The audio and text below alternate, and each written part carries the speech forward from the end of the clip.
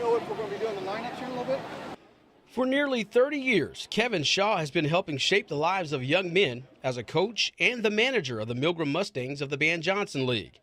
But he credits his success to one of the league's and the city's most popular and beloved ambassadors of the game. The mentorship of Mr. Motley was more about when a player would come in for the after school ball, he'd say, "Son, what was your stats?" And they'd say, "Oh, I batted 350." He goes, "No, I mean your GPA." It's very important for him that you guys finish school. Every kid finishes school. That was one of the things we really promoted. This is the first year since the 1950s that former Milgram's manager Don Motley wasn't a part of the annual Van Johnson All-Star Game. Mr. Motley, as he was always called, passed away last November at age 89.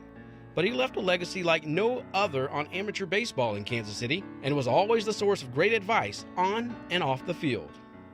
Well, Mr. Motley told me one thing I'll never forget is that we were all at Missouri 3-2 playing one day.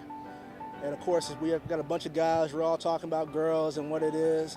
And Mr. Motley said, called us all in the circle, he said, "Hey, you guys got it all wrong." He said, "You don't get the girls first, you get the money, then you get the girls."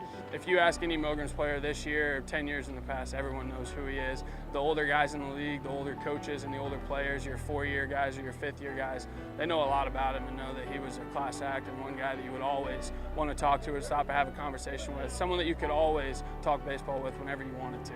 Things will be different without him, but all agree Mr. Motley left a legacy that will be unmatched.